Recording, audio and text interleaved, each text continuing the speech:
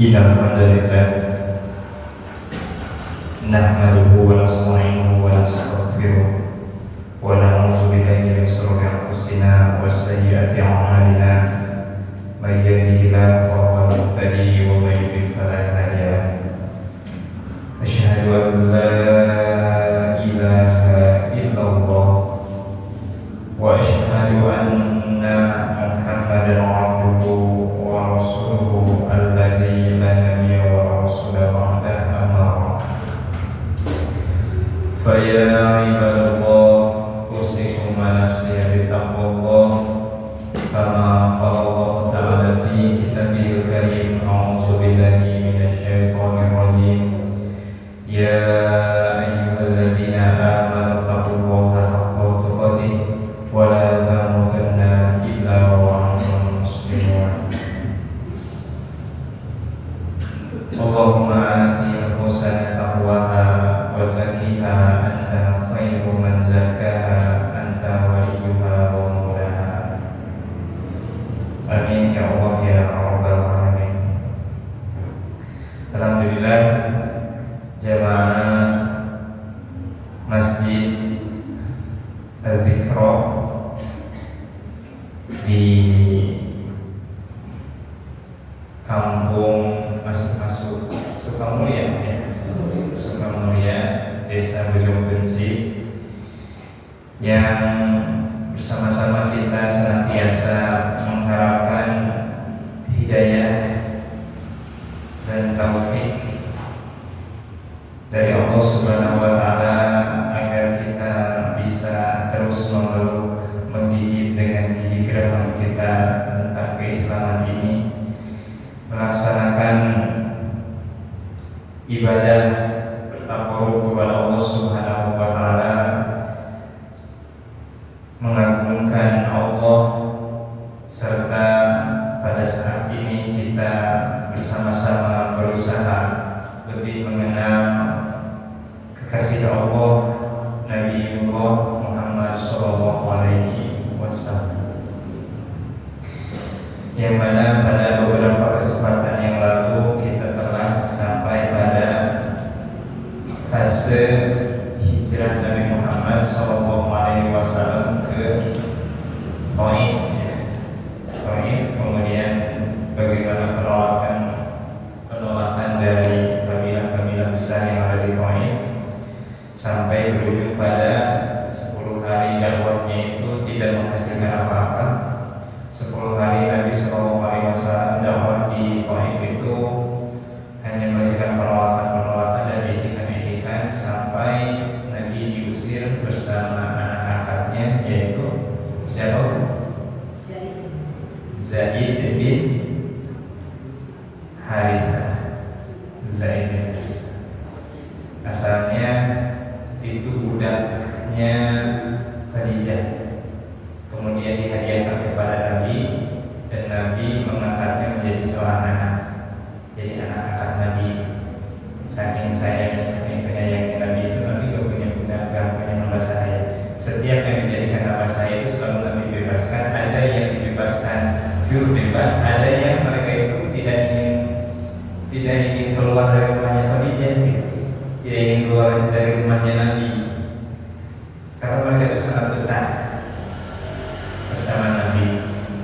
Ada yang akan menjadi saudara, ada yang akan menjadi anak. Nah, di antara yang akan menjadi anak itu yaitu Zaid bin Harithah. Asalnya Zaid bin Muhammad, sebagaimana orang-orang terdahulu juga seperti itu dinisbatkan kepada yang membebaskannya. Nah, karena turun ayat dari Allah Subhanahu wa taala yang memberikan isyarat bahwa Muhammad itu bukan ayah dari seorang anak, tetapi sebutkanlah ayah yang aslinya gitu dari anak itu. Maka kembali Zaid itu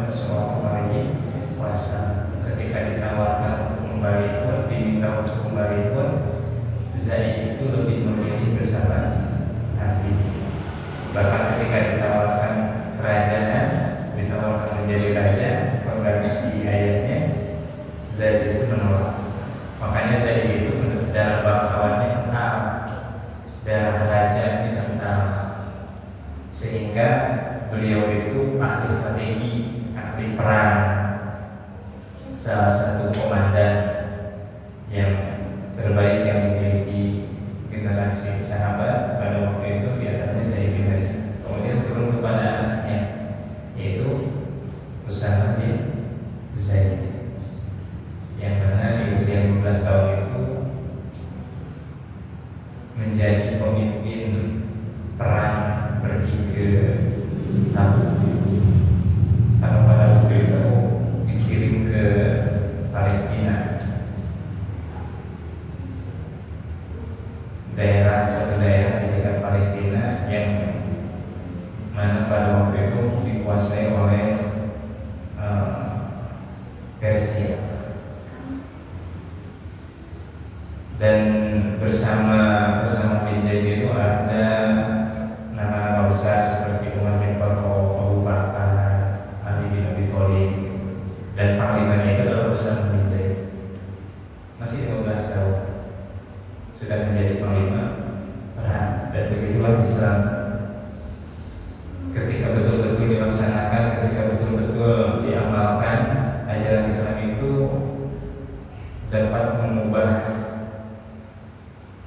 yang terlalu ekstrem kanan atau ekstrem kiri menjadi ke tengah-tengah, kemudian menajamkan orang-orang yang memang punya potensi di bidangnya masing-masing.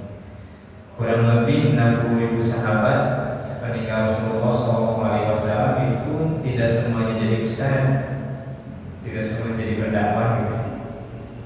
Beberapa saja yang menjadi pendakwah, menjadi periwayat hadis, menjadi pengajar. Tidak semuanya. Ada yang jadi pengusaha, ada yang jadi tentara, ada yang jadi komandan, ada yang menjadi tukang mengambil makanan, menyiapkan makanan. Tapi semuanya menjadi emas di bidangnya masing-masing. Dan itulah hebatnya pendidikan Rasulullah SAW. Maka setelah Rasulullah SAW mengalami penolakan bersama Zaid bin Harithah, kemudian dilempari, dan kemarin itu beristirahat di sebuah wadi, di sebuah bukit yang ada kebun kurmanya di sana, di kebun anggur dan kebun kurma di sana. Satu lembah milik Utbah. Kemudian ini karena melihat Nabi yang penuh dengan darah berjalan sempoyongan kurang lebih 4 km setelah dilempari dari Taif, terus dilempari dari Taif, Nabi itu darah bercucuran dari kepalanya, dari kakinya, dan Nabi itu masih bisa berjalan sejauh 4 km. 4 km itu dari sini ke Ramasan.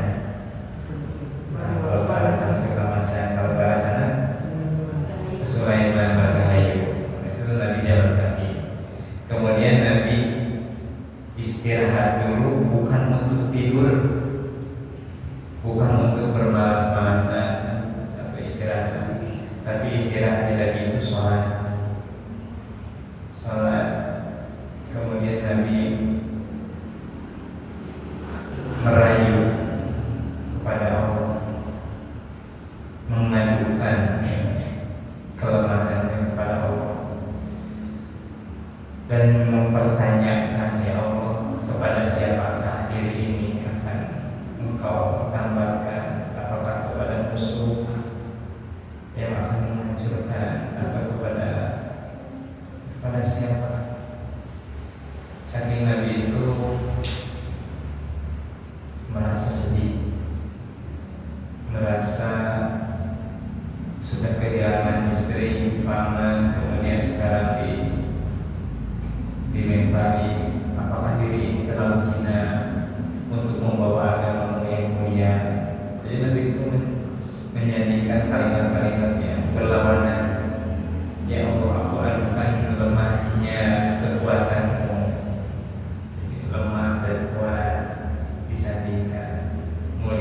keadaan hina, misalkan mengadu kepada Allah.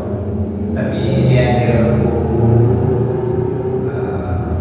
pengaduannya lagi kepada Allah itu, tapi ya Allah, jika Engkau tidak marah kepadaku, maka itu cukup. Jadi yang penting Allah ridho saja. Selama Allah ridho nggak apa-apa.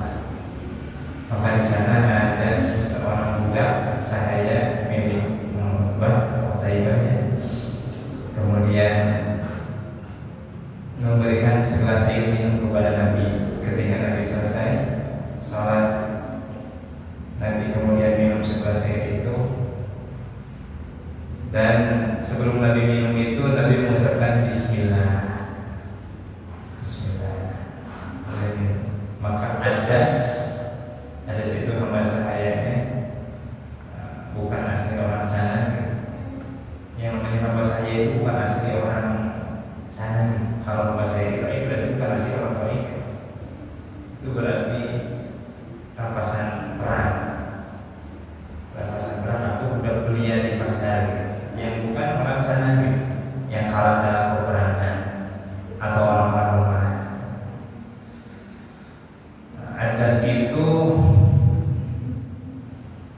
pengikutnya keturunan dari Nabi Yunus alaihissalam. Maka ketika Nabi Muhammad SAW itu minum dengan mengucapkan basmalah, ada situ kalimat, tidak ada seorang pun yang minum kemudian sebelum minum mengucapkan Bismillah kecuali saudaraku. Maka Nabi bertanya, siapakah orang itu? Maka beliau mengatakan, ada situ mengatakan Yunus bin Matta. Maka Nabi menjawab,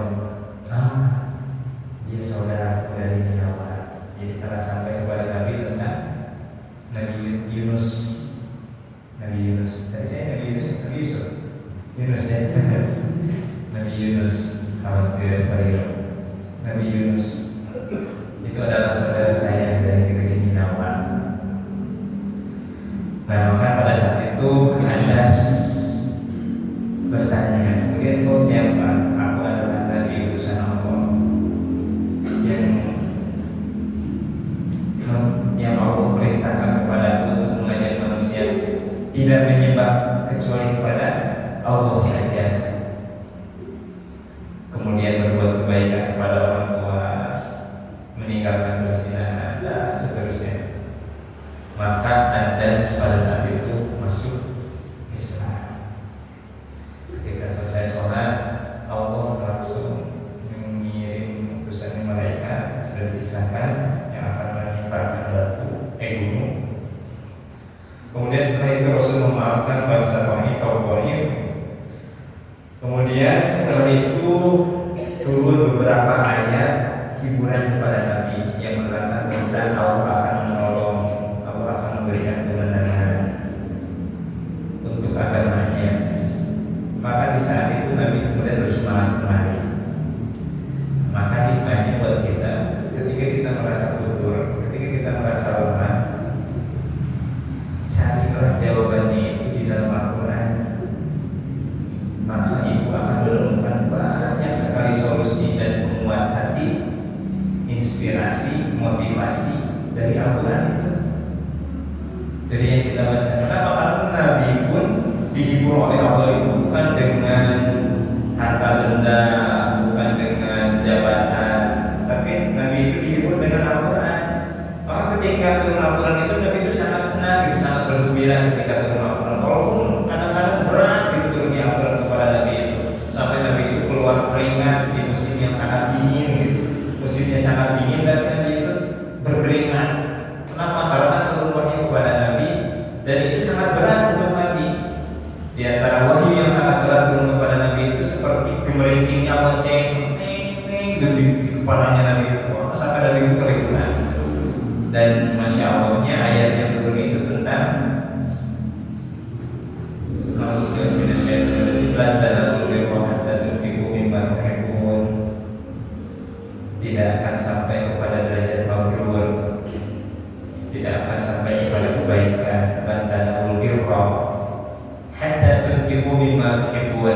sampai engkau menginfakkan apa yang engkau cintai. Dan itu sangat berat.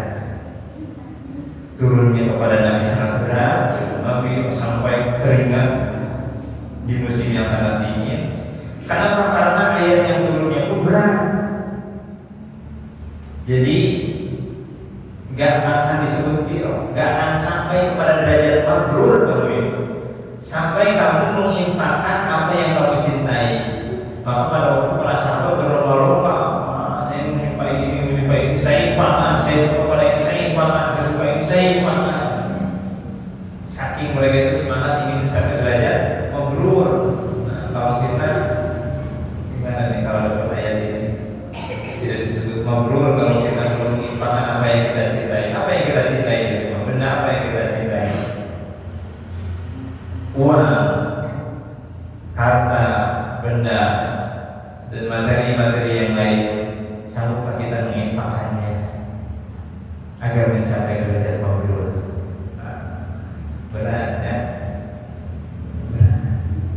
Baru ada sumbangan untuk pembangunan masjid pun kita sudah berat. Turun kepada Nabi yang berat. Dan salah satu hiburan-hiburan kepada Nabi itu memang turunnya Al-Quran. Maka suatu saat Nabi lama tidak turun Quran.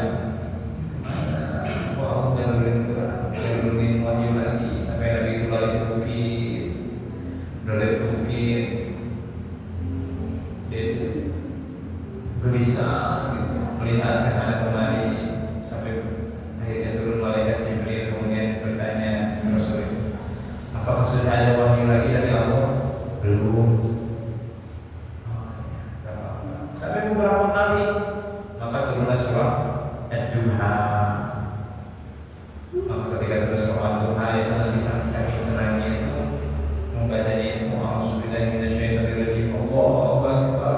Bismillahirrahmanirrahim. Allahu Akbar. Wadduha. Allahu Akbar gitu. Jadi sejarah kenapa ada yang membaca Asadiyah takbir itu karena memang Rasul pada saat menerima wahyu itu saking senangnya turun wahyu surah Al-Duha sampai Nabi itu bertakbir terus-terusan. Allahu Akbar. Dan di sini itu kan wadduha wal laili idza saja ma wadda'aka rabbuka wa ma qala. Kalau itu kan ninggalin Nabi. Jadi kalau itu masih kabarin Nabi ya, kalau itu kan ninggalin kamu. Ma wadda'aka rabbuka wa ma qala. Wal akhiratu khairun laka minal wa lasawfa yu'tika rabbuka fatarda. Kalau masih kemudian kau ridho, alam yajidka yatiman fa'awa, karena kamu itu seorang anak yang yatim, kemudian Allah yang mengurusmu, Allah yang menjadi walimu.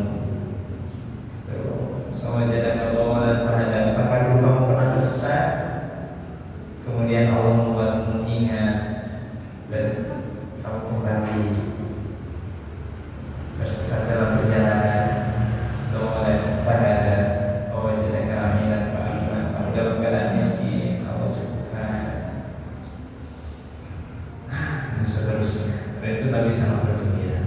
Begitupun setelah di Taif itu Allah turunkan beberapa ayat dan Nabi sangat bergembira dan berkata kepada Zaid bin Harisah, wahai Zaid, kita pulang ke Mekah, kita akan melanjutkan strategi dakwah kita. Penuh dengan vitalitas, penuh dengan strategi, siap berjuang kembali. Rasul berapa usianya saat itu? Itu terjadi di tahun ke-11 dari kenabian, berarti 40 tambah 11 berapa? 51. Bayangkan 51, usia 51, semangat dakwah, semangat membuat strategi dakwah penuh dengan vitalitas. Dan Rasul tidak merasa sudah saya pada sudah tua ya. Di usia yang yang seperti itu di usia 51 tahun masih jiwanya jiwa muda sekali. Dan kemudian Nabi diberikan kabar bahwa telah masuk Islamnya beberapa golongan jin ketika mendengar Nabi Muhammad sedang sholat membaca Quran. Kemudian Allah kabar kepada Nabi Muhammad, qul uhiya ilayya anna istama'a nafarun minal jinni, sungguhnya segolongan dari bangsa jin ini telah mendengarkan bacaan Quran. Kemudian mereka saling berkata, inna sami'na Qur'anan ajaba. Kata jin itu, wah, sungguh aku telah mendengarkan Quran yang begitu menakjubkan. Bahkan dalam surat Al-Kahf itu, ketika sedang mendengarkan ada yang ngomong jin itu, ada yang ngobrol gitu. Maka kata jin yang baik, Islamiamu, dengerin. Ini lagi dibaca Quran.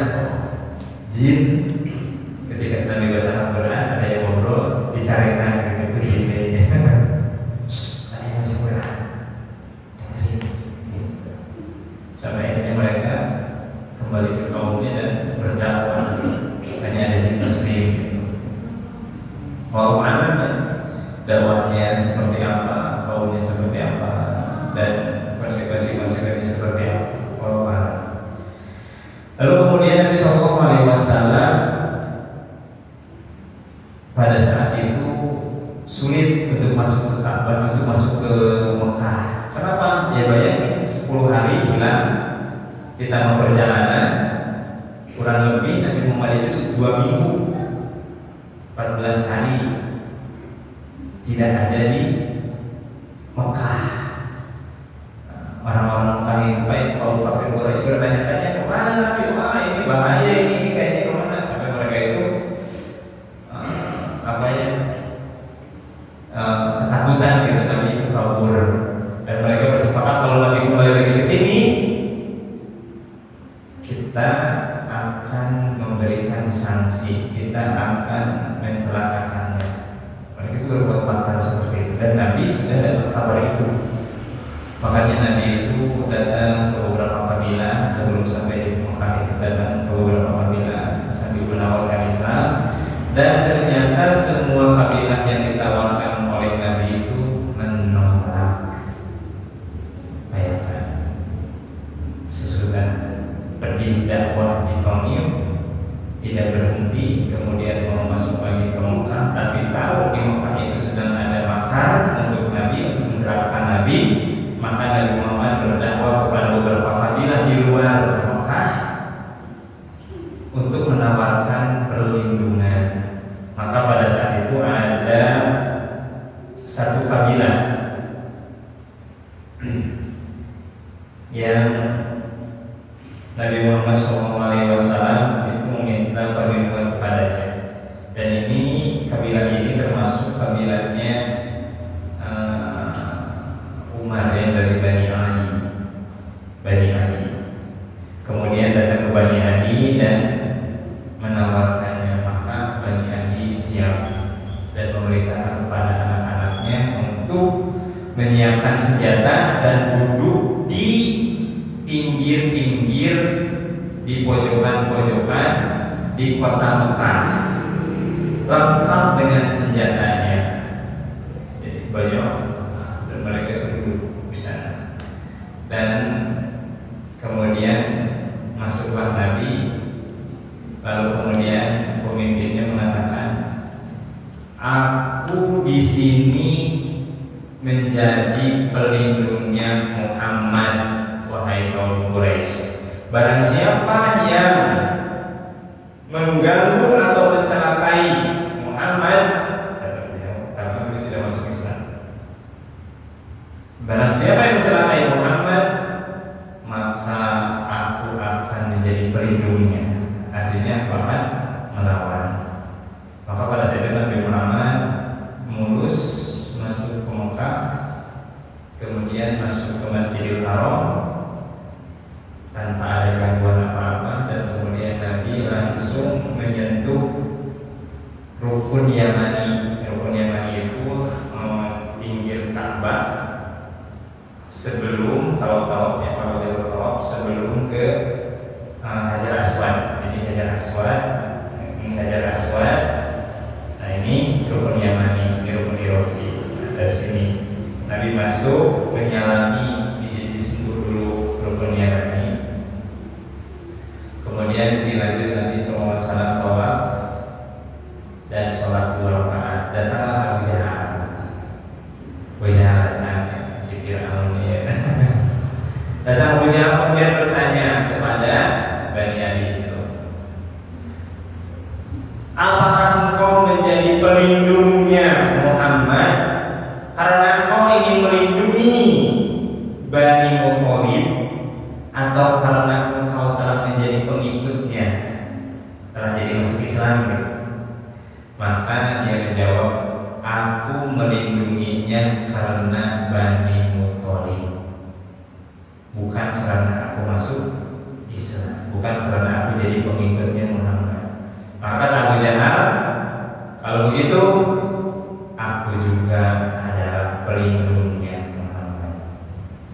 Nah, artinya Nabi Muhammad selamat pada saat itu, selamat masuk ke Masjidil Haram, tawaf, sholat sunnah, dan kembali ke rumahnya. Sampai kembali ke rumahnya pun itu diantar oleh keluarganya dari Bani Adi dengan senjata-senjata mereka. Begitu masuk ke dalam rumah, mereka pun keluar dan meninggalkan kota Makkah. Dan Nabi Muhammad sampai di rumahnya, sampai kembali ke kabilahnya Bani Muthalib atau Bani Hashim. Nah, sejak saat itu Nabi Muhammad berhenti dakwahnya, langsung merancang bersama Ali, bersama Abu Bakar, bersama sahabat-sahabat yang lain, langsung kumpul, langsung kemudian membuat strategi. Maka itulah pentingnya terus berkumpul, diantaranya saling menguatkan dan saling bertukar pikiran untuk membuat strategi-strategi dakwah. Jadi tidak ada dari dulu kejayaan Islam itu dipangku oleh kesendirian, gak ada single fighter. Dalam Islam itu gak ada single fighter. Dalam Islam itu senantiasa keberhasilan, kemajuan, kejayaan, kebesaran umat Islam itu senantiasa dipangku oleh jamaah, dipangku oleh kebersamaan, bukan bersendirian, bukan. Makanya Ustaz Budi Asyari itu membuat slogan, tidak ada kebesaran yang dipangku oleh kesendirian. Kalau kita berjuang sendiri, ya berat, capek. Harus ada teman, harus mencari teman untuk berbagi beban, untuk berbagi pikiran, untuk bertukar pikiran, untuk mengambil strategi dan lain sebagainya. Itu perlu mencari teman. Nah, ini bab mencari teman. Bab mencari teman adalah siroh, saling takaful, saling ta'awun, saling membela, saling menolong, saling menjamin. Nah, kamu yang penting ceramah aja, dapurnya jangan bikin dapur ini sama saya pikirin. Ada yang ceramahnya udah, kamu gak usah pikirin dakwah, silakan kamu bisnis aja yang benar, bisnis aja yang soleh, bagian dakwah saya yang makan dakwahnya. Begitu kan? Nah, kalau sekarang susah dia, bisa terus mikirin dapur, terus mikirin umat gitu, mikirin dakwah. Makanya saya kemarin diingatkan oleh Allah, banyak sekali ujian-ujian yang silih berganti datang. Kemudian datang seorang yang biasanya dia minta nasihat ke saya gitu. Akhirnya pada saat itu saya yang betul-betul dikasih nasihat sama beliau, dan itu betul-betul wah ini betul. Saya itu pernah berusaha menjadi seorang pengusaha. Nah, saya ingin menjadi pengusaha. Saya keluar dari kerja, saya berhenti jadi kepala sekolah. Kenapa? capek. Orang tua ini guru nggak kebayang, minus sekian juta, sekian puluh juta, pusing kepala, aduh, minta kesana minta kemari, capek, minta terus, kata saya.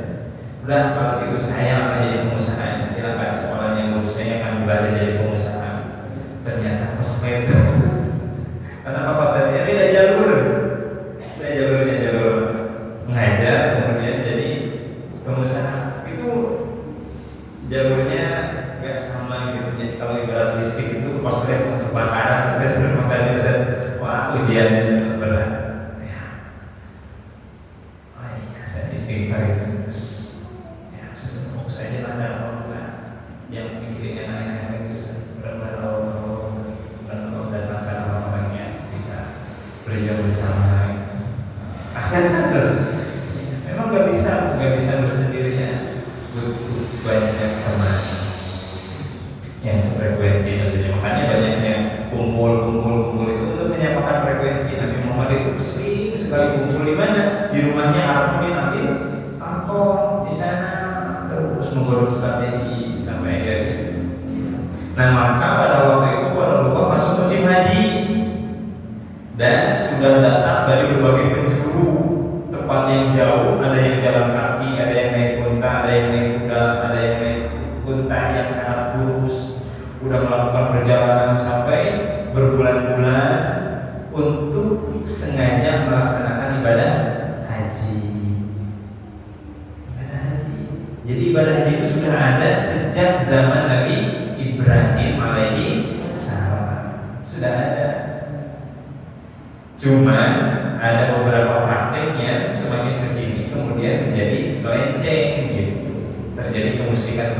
Walaupun ada beberapa yang masih tetap memegang ajaran Islam, bukan ajaran Islamnya, ilah Hanifiyah, agama yang lurus, agama yang hanif, yaitu agamanya Nabi Ibrahim alaihi salam dan Nabi Ibrahim alaihi salam. Nah, maka pada saat itu Nabi berdakwah untuk beberapa kabilah. Banyak disebutkan kabilah-kabilahnya di sana dan tak ada satupun yang menerima masih daya Nabi. Dakwah kaumnya ditolak. Oh, jadi Allah kirim Nabi, terus Nabinya kamu kan gitu. Kayaknya Allah sangat pilih gitu. Oh, kamu Nabi? Mana malaikat yang mau lihat? Gitu banyak tantangan lagi. Nabi Sallallahu Alaihi Wasallam. Sampai pada waktu itu ada satu kabilah yang masih muda-muda, kemudian didatangi oleh Nabi dan kemudian mengatakan bahwa aku adalah Nabi dan Allah akan memberikan kemenangan kepada aku dan kepada orang mengikutiku. Maka kabilah itu bertanya, kalau nanti kamu menang, oke, saya ikut. Tapi nanti kalau kamu menang, saya dikasih apa? Saya minta jabatan, saya minta harta. Maka kata Nabi Muhammad SAW, sesungguhnya jabatan itu, harta itu sepenuhnya adalah pemberian dari Allah. Maka Allah yang akan memberikan kepada yang Allah kehendaki. Maka kaum itu kemudian mengatakan, kamu ingin meminta perlindungan, kamu ingin meminta pembelaan dariku. Kemudian ketika kamu menang dan kamu gak akan kasih apa-apa kepadaku, buang-buang waktu. Kemudian kaum itu pulang ke kaumnya, kemudian di antara pemimpinnya itu berbicara, melaporkan kepada sesepuh di sana tentang berita tentang kenabian itu, dan kemudian sesepuh yang di sana itu mengusap kepalanya dan mengatakan, di mana kecerdikan kalian bahwa yang datang itu benar adalah seorang nabi dan kalian telah akan mendapatkan apa yang kalian inginkan. Seperti menyebutkan di mana kecerdikan kalian, saya banyak bodoh gitu. Bodoh meneman gitu. Iya, karena diharuskan. Jadi nggak disebut bodoh. Tapi tanya, di mana kecerdikan kalian?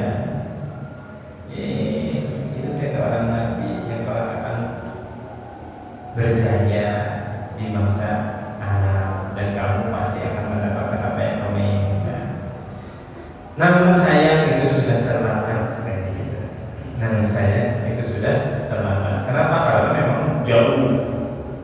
melakukan perjalanan ke sana itu jauh, dan untuk pulang pergi dua balik berarti ya. Pertama berangkat, pulang, lalu berangkat lagi, dan pulang lagi. Itu katanya sudah terlambat. Mungkin kaumnya sekarang sudah mengusirnya dan kemenangannya semakin dekat. Ya, mungkin Nabi Muhammad itu sudah berhijrah, kata sepuhnya itu.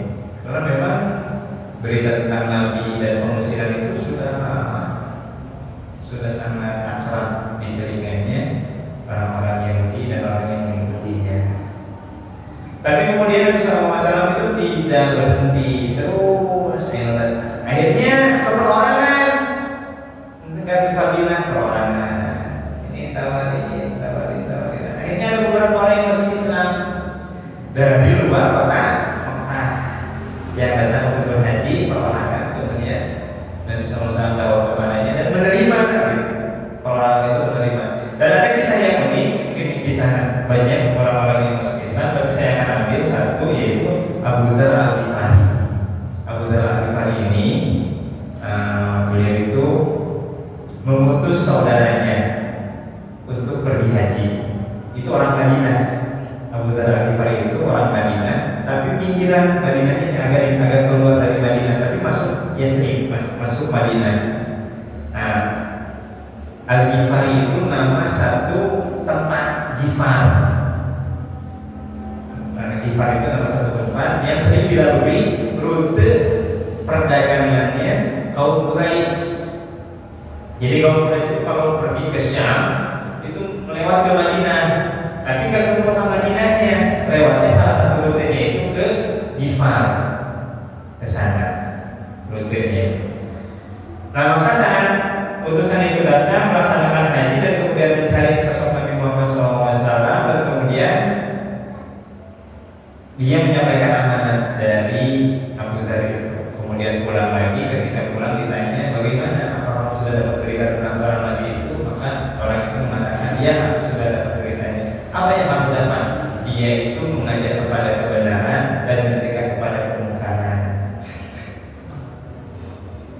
Kayak bapak-bapak kalau ditanya oleh ibunya pulang haji, namun sudah tadi usahanya begitu wes kita kadean, karena gorengan segitu.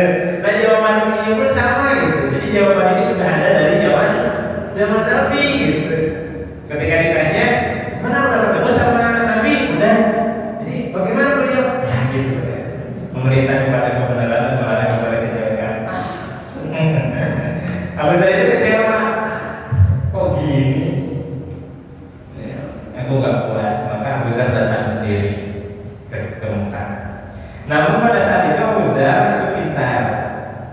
Dia itu tidak bertanya mana Nabi ini. Enggak. Karena pasti akan langsung dapat gangguan. Makanya itu dulu di pelataran Masjidil Haram, saya melihat dia Nabi ini. Karena Nabi belum, ya kondisinya belum bisa terus setiap hari berdakwah gitu. Nabi harus ada yang sembunyi-sembunyi gitu. Para sahabat itu yang berdakwah terang-terangan cuma beberapa orang saja. Nah, maka pada saat itu lewatlah Ali bin Abi Thalib. Kemudian Ali bin Abi Thalib dia, ini orang dari tadi duduk di sini, ada apa ya? Saya ajak ke rumah aja. Ajak ke rumah sama Ali. Yuk, main ke rumah. Ya udah, ikut ke rumah. Kemudian ditanya sama Ali, saya melihat kamu masuk ini, kamu bukan orang sini. Kamu ada apa sini? Abu Dzar lihat gitu. Berjanjilah kalau saya mengatakannya, kamu akan menjaga rahasia ini. Ya, saya setuju. Kemudian Abu Dzar mengatakan, saya itu mencari seorang nabi. Di sini katanya ada seorang nabi. Saya ingin ngobrol, saya ingin bertanya, saya ingin melihatnya. Nah, kemudian Ali senyum. Kenapa kamu senyum? Ya, sekarang kita menuju ke rumahnya. Jadi diajak sama Ali main ke rumahnya Ali. Ali itu rumahnya di mana? Di rumahnya Nabi Muhammad. Kan Ali bin Abi Thalib itu anaknya Abu Thalib yang diangkat oleh Nabi diurus oleh Nabi di rumahnya, gitu. Maka pada saat itu Ali bin Abi Thalib kemudian mengatakan, enggak, sekarang kita di rumahnya. Oh, tapi ingat, kalau nanti itu rumahnya sebelah sana, kita bareng-bareng. Tapi kalau saya merasa ada orang yang mengikuti kita, saya akan pura-pura lari ke dinding, pura-pura benerin sebentar. Kamu tinggal dulu saja ke sana.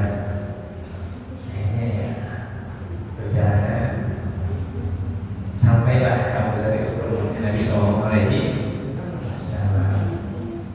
Yang di sana kemudian mengatakan hikmah, kemudian membacakan ayat-ayat. Dan pada saat itu pula Abu Dzar Al-Ghifari itu masuk Islam. Dan kemudian mengatakan, wahai Muhammad, aku tidak akan takut lagi. Aku akan pergi ke Ka'bah, aku akan berteriak kepada kaum Quraisy. Wahai kaum Quraisy, aku telah bersaksi bahwa tidak ada Tuhan selain Allah dan Muhammad adalah utusan Allah. Nabi jadi cari, tolong jangan, kamu akan celaka. Gak apa-apa. Saking bangganya terhadap Islam. Maka Nabi memang harus bangga dulu terhadap Islam. Kenapa? Karena memang Quran surah Al-Kafirun itu sesudahnya ada surah An-Nasr. Jadi runtuyannya Al-Kafirun terus An-Nasr, dan di akhir surah Al-Kafirun itu mengatakan lakum dinukum waliyadin, bagimu agamamu, bagimu agamamu. Ada kejelasan, ada identitas yang tidak disembunyikan bahwa aku nih agamaku. Maka setelah surat itu akan nyambung ke idza jaa nasrullah, kalau tidak datang pertolongan Allah. Jadi harus bangga dulu dengan identitas kita sebagai muslim, baru Allah akan memberikan pertolongannya. Itu tafsir munasabah ayat. Sambungan ayat ini itu langsung masuk ke sini. Itu ada satu tafsir yang luar biasa. Al-Quran itu sangat luar biasa. Tafsir munasabah ayat itu kenapa dikasih nama surah? Apa arti surah? Surah apa surah? Nah, menurut surah Al-Baqarah, surah Ali Imran, Al-Baqarahnya sampai Madinah. Surahnya apa? Nama arti surah? Perjalanan. Nah, itu diambil dari kata sur, artinya itu sisa. Kenapa? Karena menurut beberapa pendapat itu bahwa Al-Quran itu menyisakan pembahasan untuk dibahas di pembahasan berikutnya. Jadi ini nggak selesai dilanjut di sini, ini nggak selesai dilanjut di sini, gitu. Jadi terus berkaitan ayat-ayat itu. Setiap surat itu terus ngait lagi. Itu pasti kita lihat surah Al-Fatihah. Di akhir surah Al-Fatihah itu ihdinas siratal mustaqim siratal ladzina an'amta 'alaihim ghairil maghdubi 'alaihim waladdallin. Yang pertama itu meminta jalan yang lurus, yaitu jalan orang yang diberikan kenikmatan, bukan jalan orang yang dimurkai, dan bukan jalan orang yang sesat. Ada tiga. Lalu di surah Al-Baqarah diterangkan yang tiga itu. Alif Lam Mim, dzalikal kitabul la raiba fihi hudan lil muttaqin alladzina itu adalah tafsiran, itu adalah menerangkan sisa dari surah Al-Fatihah di akhir ayat itu.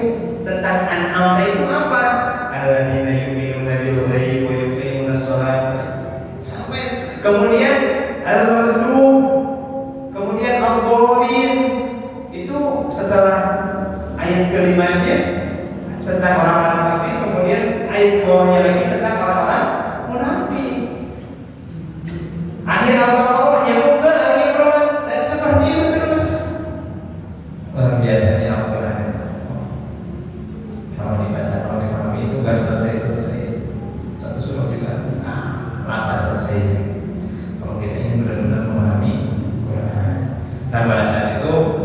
Abu Dzar berteriak, kemudian disiksa, ditarik sama orang kafir Quraisy, disiksa, hampir dibunuh. Kemudian datang Al-Abbas, kemudian melindungi Abu Dzar, mengatakan, wahai kalian itu akan membunuh Abu Dzar Al-Ghifari, seorang yang hidup di Ghifar. Bukankah Ghifar itu adalah rute perjalanan kalian, rute perjalanan dagang kalian? Apakah kalian akan memutus perjalanan dagang kalian kalau membunuh orang ini? Orang ini selamat. Besoknya hidup lagi, datang Abbas lagi, lindungi lagi, sampai akhirnya pulang ke Ghifar dan menyebarkan itu bibit pertama yang menyebarkan dakwah di Yathrib di Madinah. Nah, pertama itu siapa? Abu Dzar Al-Ghifari. Kemudian dia bersemangat dan dakwah di sana. Itu dulu ya. Sampai di situ dulu, sampai perorangannya dakwah Nabi kepada perorangan, yaitu ketika di musim haji. Ibu-ibu, bapak-bapak saudara jemaah, itu lanjutan kisah. Tidak usah terburu-buru ya. Kita nikmati saja. Setelah ini kita akan masuk ke Aqabah, perjanjian Nabi bersama orang-orang yang istimewa, yang Allah kemudian di antara mereka itu Allah memberikan jaminan surga bagi mereka dan Allah abadikan mereka di dalam Al-Quran. Nanti setelah ini kita masuk ke sana.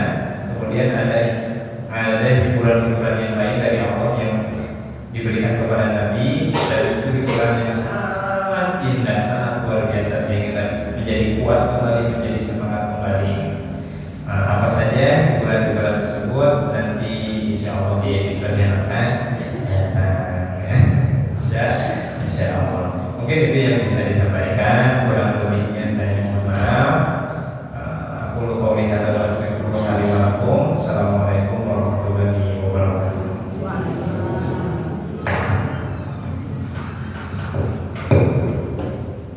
Tapi